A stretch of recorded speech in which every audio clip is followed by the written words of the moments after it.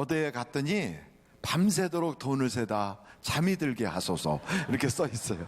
아마 그런 복을 받고 싶은 분도 계실 거예요. 그리고 성경에 또 이런 얘기도 있어요.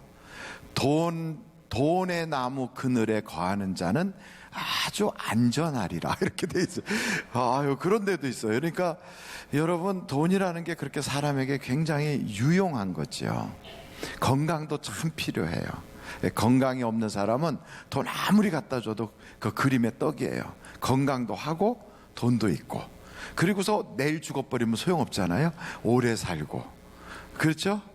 돈도 있고 건강도 있고 오래 사는데 감옥에 들어가서 산다, 그건 또 안 되잖아요. 명예도 있고 자리도 있고 권세도 있고, 다 그랬으면 좋겠어요. 거기다가 또 보너스로 자식도 잘 되고.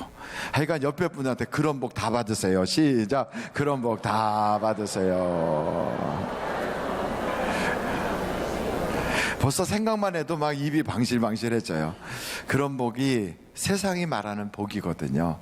우리도 세상에 살고 있으니까 그런 복이 다 필요한 거예요. 그런데 성경에서 말하고 있는 복은 그와 같은 것인가? 꼭 같지는 않은 것 같아요. 왜냐하면 성경에서도 그런 복을 이야기해요. 아브라함이 복을 받았다 할 때 그 소와 양이 아주 많고 금은 보화가 많았다, 그렇게 우리가 생각하는 복의 개념하고 비슷해요. 솔로몬이 거부가 되었고 그보다 더 부유했던 사람이 그 이전에도 없고 그 이후에도 없었다. 그렇게 보면 솔로몬도 엄청 부자였고요, 우리가 생각하는 세상적인 복을 받았던 사람이에요. 그러니까 성경에 그런 복이 없는 것은 아닌데 성경에서 가르치는 복이 또 있다고요. 그 중에서 가장 우리가 늘 교회 가면 본받아라, 저렇게 사는 것이 복받은 것이다 하는 인물이 있다면 그 인물이 누군가 하면 예수님이에요. 그리고 그 예수님을 가장 잘 닮은 사람이 누군가 하면 사도 바울이에요. 그러니까 사도 바울을 우리는 작은 예수라 그래요.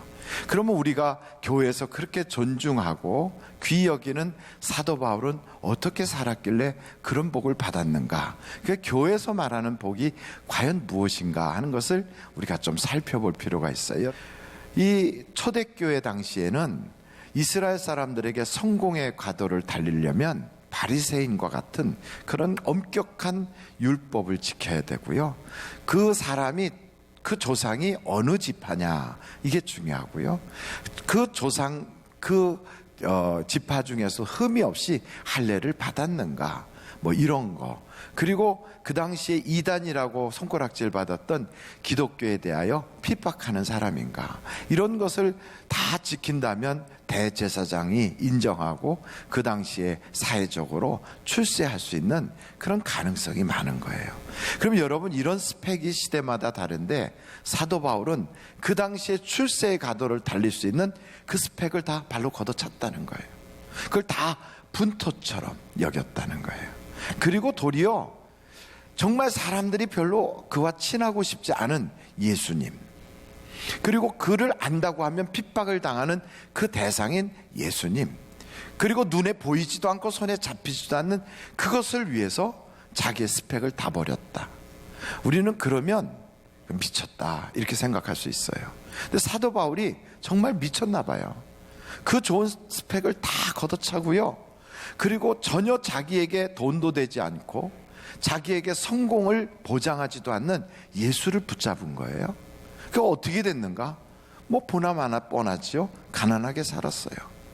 그리고 밤잠 잘 못 자고, 그리고 동족의 핍박도 받았고, 먹지도 못하고 굶주리기도 하고, 그렇게 고생했으면 끝판에 가서 멋있게 출세해서 이름 좀 떨치고 그 후손들이 명예를 얻은 아버지 고생 덕분에 우리가 잘 살아 해야 되는데 처형당하여 죽었어요. 우리는 순교라고 하지만 세상 사람들은 사형당했어요. 이렇게 말한다고요. 그럼 여러분, 그 사람이 복받은 걸까요? 그런데 교회 와서 보니까 자꾸 그 사람을 높이고 그 사람을 귀히 여기고 그 사람에 대하여 자꾸만 신앙의 본을 받자 그래요. 그러니까 우리도 그 사람처럼 살면 자칫하면 그런 인생을 걸어갈 수 있는데, 이참에 우리가 좀 생각을 잘 해봐야 돼요. 여러분, 세상이 말하고 있는 복은 돈 많이 버는 것, 성공하는 것, 명예를 얻는 것, 그리고 건강한 것, 장수하는 것, 그리고 자식 잘 되는 것, 뭐 이런 것인데, 교회에서 말하고 있는 복은 그쪽과는 관계가 없는 것 같아요. 한편으로 교회에서 높이고 있는 사람들을 보면 다 중간에 죽었어요. 예수님도 처형당하고, 사도 바울도 처형당하고, 베드로도 거꾸로 십자가에 매달려 죽고, 야고보도 목베임 당해 죽고, 스데반도 돌 맞아 죽고. 아니 이게 무슨 복이냐. 그래서 여러분 지금 이참에서 오늘 한번 결심을 다시 한번 해야 돼요. 와, 이게 지금 내가 택한 길이 이게 맞나? 이 길로 걸어가면 나는 어떻게 되는 거야? 이런 생각이 들지 않겠어요? 그 세상 복을 한번 우리가 살펴보고 교회에서 말하고 있는 복을 다시 한번 우리가 생각해 봐야 된다고요. 세상 복은 돈이에요, 성공이에요, 출세예요. 그것은 우리에게 안정감을 줘요, 편안함을 줘요, 사람들에게 존중함을 받아요. 그리고 또 그렇게 되면 자존감이 높아져요. 그리고 그걸 통하여 많은 사람들 위해 군림할 수도 있어요. 다른 사람을 이렇게 저렇게 하라고 명령하고 조종하고 시킬 수도 있어요. 그리고 친구들이나 동료 혹은 고향 사람들이 만나면 막 부러워해요. 세상 복은 갖고 싶다고 해서 가져져요, 안 가져져요? 안 가져져요. 돈 많이 벌고 싶다, 의욕만 가지고 안 돼요. 내가 뭐 정말 건강하고 싶다, 바람만 있다 할지라도 꼭 건강이 보장되지 않아요. 그리고 내 자식이 잘 됐으면 좋겠다, 소원을 가지고 있어도 자식의 운명과 그 생활은 내가 지켜줄 수가 없어요. 그러니까 세상의 복은 그렇게 막 복 받았자 그래갖고 숟갈에다 복자 쓰고, 베개에다 복자 쓰고, 이불에다 복자 쓰고, 집에다 복자 써서 붙인다고 해서 그 복이 오느냐? 그럼 보장받을 수는 없어요. 그런데 성경이 말하고 있는 복은 그럼 어떤 거냐? 여러분 성경 잠언서를 한번 여러분이 펼쳐보시면 좋겠어요. 잠언서 30장 7절이에요. 내가 두 가지 일을 주께 구하였사오니 내가 죽기 전에 내게 거절하지 마시옵소서. 곧 헛된 것과 거짓말을 내게서 멀리 하옵시며 나를 가난하게도 마옵시고 부하게도 마옵시고 오직 필요한 양식으로 나를 먹이시옵소서. 혹 내가 배불러서 하나님을 모른다, 여호와가 누구냐 할까 하오며 혹 내가 가난하여 도둑질하고 내 하나님의 이름을 욕되게 할까 두려워함이니이다. 이게 복이래요. 근데 이게 무슨 복인가 하고 살폈더니 부자도 되지 않고 가난뱅이도 되지 않게 하는 그런 삶을 살게 해달라는 거예요. 왜 그렇게 살려고 하는가? 한 가지, 하나님 잘 믿으려고. 그러니까 그게 복이래요. 하나님을 잘 믿는 게 복이라는 거예요. 그래서 사도 바울도 그걸 알았기 때문에 세상적인 스펙을 쫙 쌓아 올라가다 보면 하나님 잘 못 믿을 것 같아서 그거 다 내려놓고 예수님을 택했다는 거예요. 예수를 아는 지식이 너무너무 고상하더라는 거예요. 그게 복이라고 생각해서 그 길로 달려갔다는 거예요. 여기에 나오는 잠언서의 말씀도 우리가 어떻게 하면 복을 받는가, 어떻게 하면 행복한가의 그 내용에 너무 부자도 되지 말고 너무 가난해지지도 마라. 왜냐하면 부자 돼서 교만하여 하나님 어디 계시냐 하면 안 되지 않니? 너무 가난해서 하나님 믿을 수도 없이 그렇게 가난하면 안 되지 않니? 딱 적당한 선에서 하나님 믿기 가장 좋은 환경, 그게 복이라 이거지요. 왜 그렇게 하나님 믿는 게 복인가? 하나님을 믿으면 구원을 받아요. 아멘. 하나님 믿으면 천국이 보장돼요. 하나님을 믿으면 인생이 끝난 그 이후에가 우리의 인생에 너무너무 좋은 일이 쫙 펼쳐지는 거예요. 여러분, 우리 하나님은 엄청난 예술가이신 것을 알고 계십니까? 이 앞에 과일만 봐도 벌써 그렇잖아요. 하나님 색감이 탁월하시잖아요. 와, 저는 여기 보면서 호박도 색깔이 다 달라요.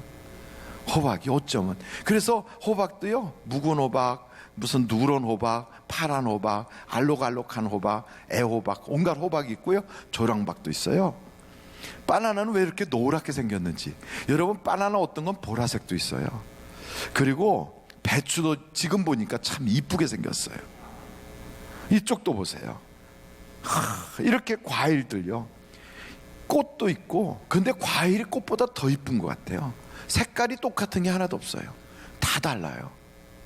이거 먹고 썩고 없어질 건데 이렇게 색깔을 다양하게 넣으셨어요. 하나님이 햇빛만 비춰주고 물만 내렸을 뿐인데 색을 이렇게 바꾼 거예요. 야, 우리 하나님 멋있지 않아요? 그 하나님이 이렇게 아름다운 예술 작품을 만드시는 거 보니까 하나님이 만든 이 자연이 얼마나 아름답습니까?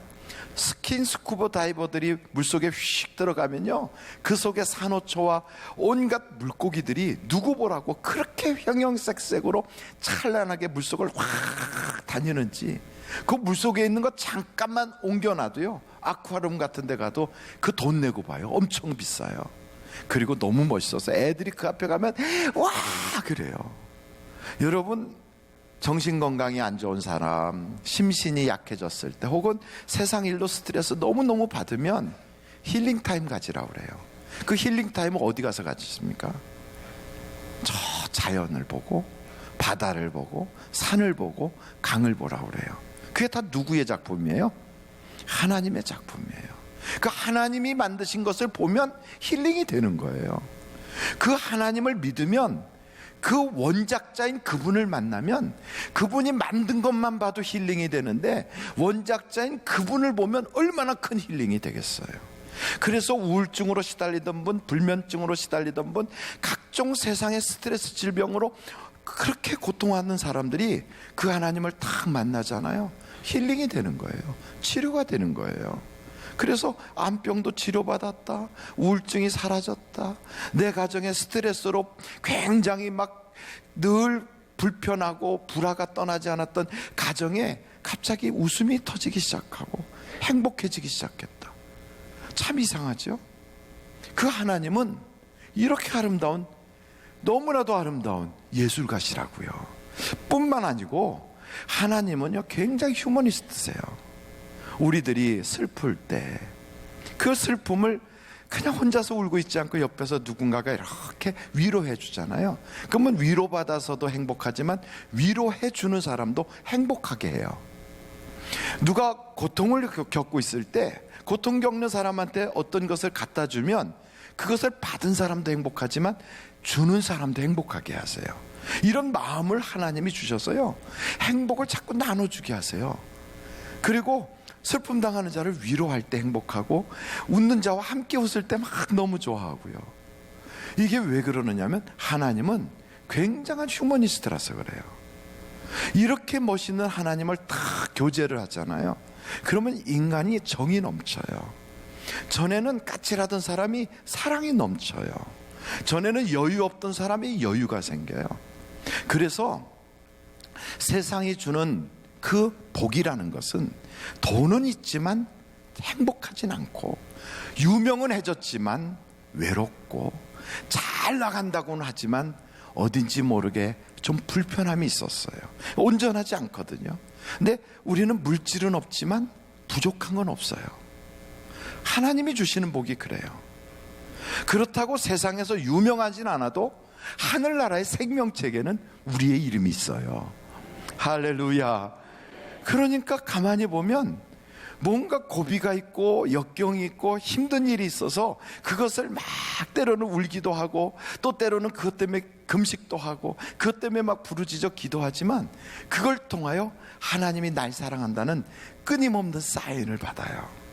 그래서 울다가 웃고요, 그렇게 고민하다가 하나님이 날 사랑한다는 그 놀라운 조그만 체험, 그 경험 때문에 세상을 다 얻어도 누릴 수 없는 큰 기쁨. 여러분, 세상 사람들이 나를 알아주고 박수갈채 치면 그렇구나 하고 저녁에 가서 만족하게 기분 좋게 며칠 자면 사람들이 다 잊어버리는데, 이상하게 하나님이 날 알아주시고 하나님이 날 사랑하시고 하나님이 나에게 조그만 것 놓고 기도해도 막 응답 주실 때 그 기쁨은 이루 헤아릴 수가 없는 거예요. 그래서 여러분, 하나님이 주시는 그 복이 뭐냐면 하나님을 믿는 복이에요. 믿는다는 건 다른 말로 표현하면, 거꾸로 보면 하나님이 나를 택해 주신 거예요. 그리고 하나님의 자녀가 된 거예요. 그래서 여러분, 성경에 보면 바디메오의 이야기가 굉장히 우리에게 신앙생활 시작할 때부터 그 이야기를 강조하거든요. 혹시나 오늘 바디메오가 누군지 모르는 분은 지금 들으셔도 돼요. 제가 말씀드릴 테니까. 그는 시각장애인이고요, 날 때부터 그 장애를 가지고 있었어요. 그런데다가 그 사람은 가난하여 구걸하여 먹고 살지 않으면 살 수 없는 사람이에요. 그러니까 거지에다가 시각장애를 가지고 있어요.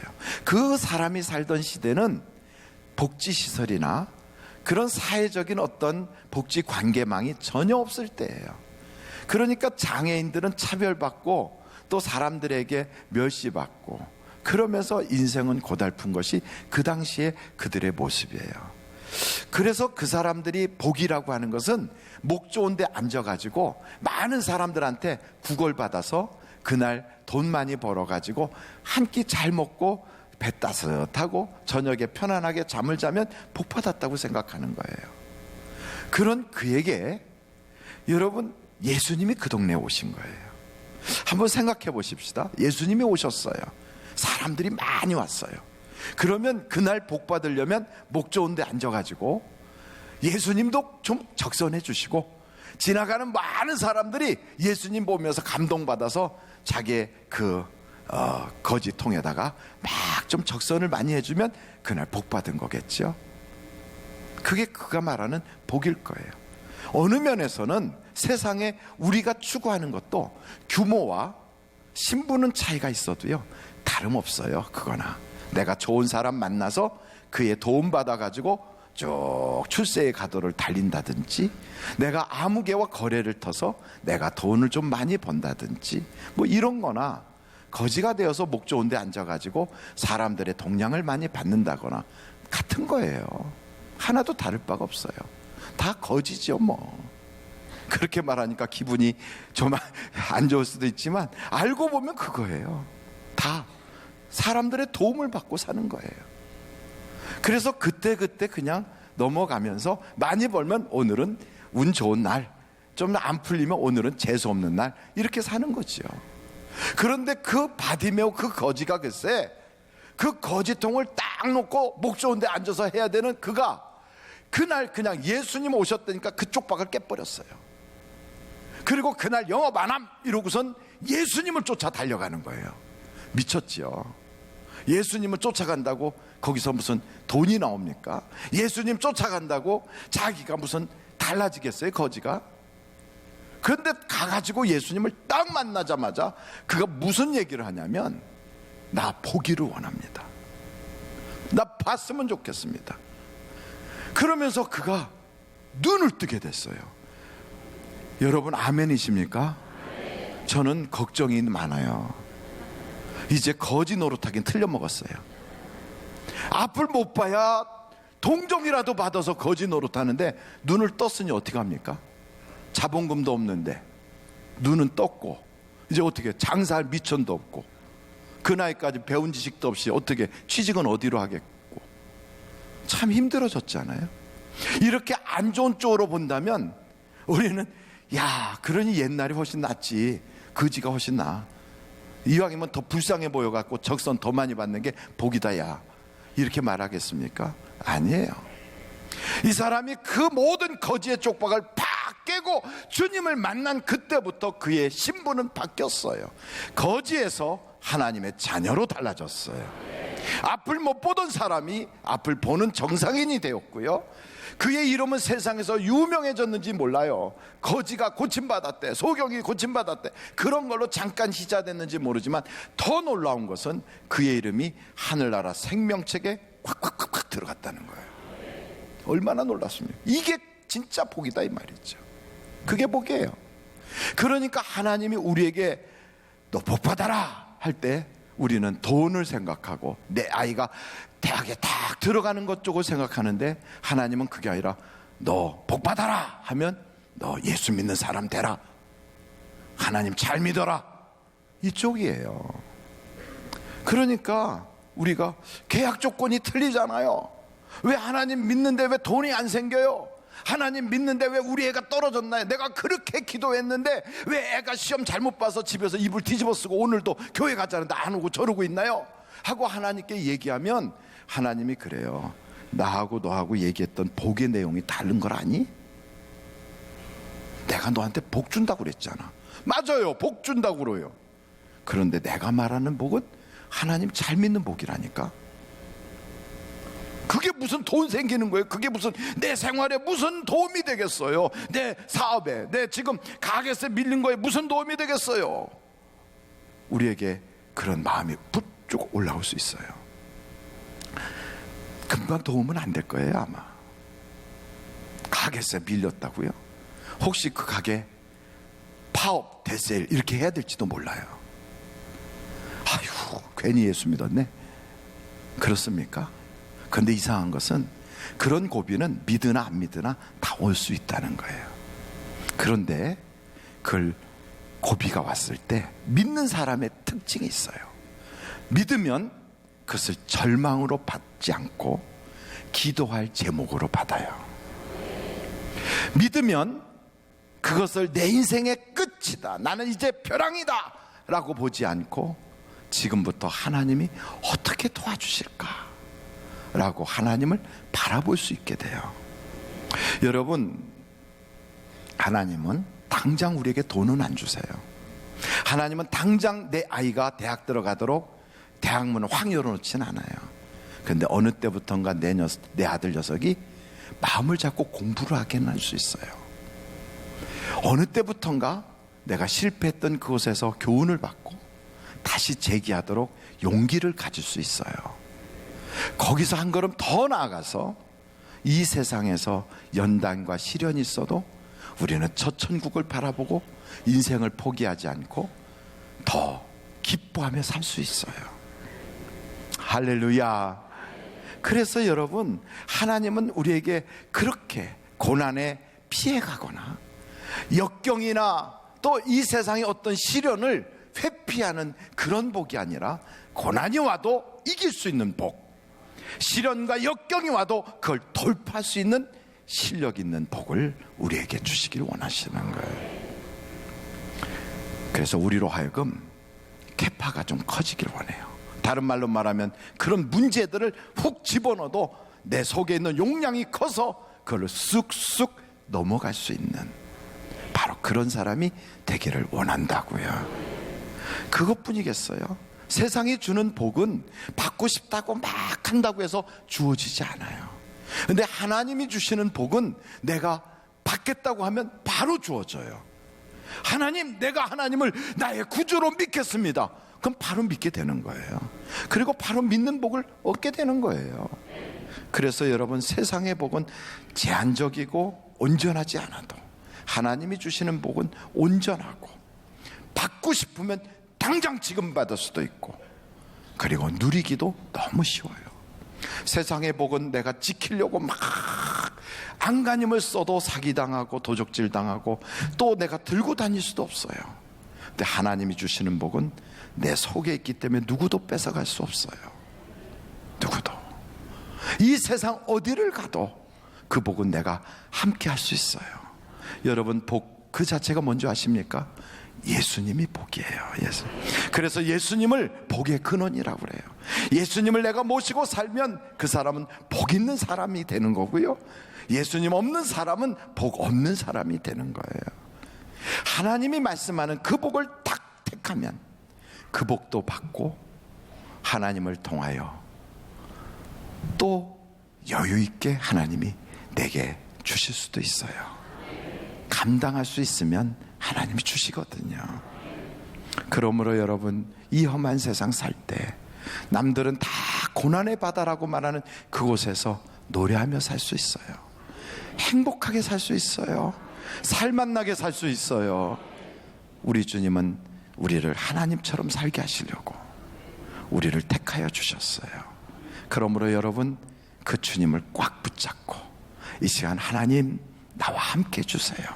하나님 나를 이끌어 주세요. 하나님 사랑합니다. 감사합니다. 이런 마음으로 함께 기도하시지 않겠습니까?